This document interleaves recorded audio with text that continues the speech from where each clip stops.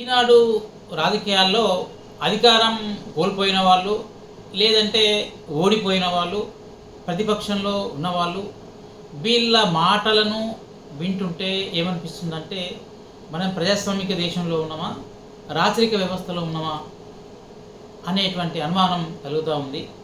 ఏంటంటే ఓడిపోయిన వాళ్ళు చాలామంది అధికారులను మాట్లాడుతున్న సందర్భంలో, లేకపోతే ప్రభుత్వంతో మాట్లాడుతున్న సందర్భంలో మేము మళ్ళీ 3 ఏళ్ళకో 2 ఏళ్ళకో అధికారంలోకి వస్తాం, మీ అంత చూస్తాం, మీ సంగతి తెలుస్తాం, మీ పేర్లను రెడ్ బుక్లో ఎక్కిస్తాం, ఏది ఏమైనా మీరు ఇలా కనుక చేసినట్లయితే మేము అధికారం వచ్చుతాం, మా ఇష్టం వచ్చినట్టుగా మేము చేస్తాము, మిమ్మల్ని కటకటాల పాలు చేస్తామనేటువంటి అర్థంలో బెదిరింపులు అనేటువంటివి మనకు వినబడుతున్నాయి.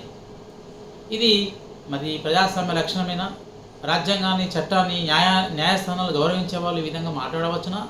ఎందుకోసం ప్రజల చేత ఎన్నుకోబడ్డారు, ప్రజలు ఎందుకు ఓట్లు వేశారు, మంచి ఓట్లు ప్రజలకు ప్రాతినిధ్యం వహించి చట్టసభల్లో మాట్లాడి అధికారం చేసి మరింత సౌకర్యవంతమైన మెరుగైనటువంటి పాలనను అందించడం కోసం కదా వీళ్ళని ప్రజలు ఎన్నుకున్నది. మరి ఎన్నుకున్నటువంటి పాలకుల నుంచి, నాయకత్వం నుంచి ఇట్లాంటి మాటలు వినవలసి రావడం దురదృష్టకరం. అంటే ఇదంతా కూడా ఏమీ అర్థమవుతున్నది అంటే వీళ్ళని ఎట్లా అర్థం చేసుకోవాలి? ఇలా మాట్లాడుతున్న వాళ్ళని అంటే వీళ్ళకి ప్రజాస్వామ్యం మీద నమ్మకం లేదు, చట్టాల పట్ల, న్యాయ వ్యవస్థ పట్ల గౌరవం లేదు. అంటే అధికారం ఉంటే ఏదైనా చేయొచ్చు, ఎట్లయినా చెలాయించవచ్చు, అధికారాన్ని తడక ఊహించవచ్చు అనేటువంటి భావనలో వీళ్ళు ఉన్నట్టుగా మనకు అర్థమవుతున్నది. ఇది ప్రజాస్వామ్యాన్ని కానీ ప్రజలకు కానీ మంచిది కాదు. ఇలాంటి ధోరణి ఎవరున్నా ఎక్కడున్నా ఖండించాలి.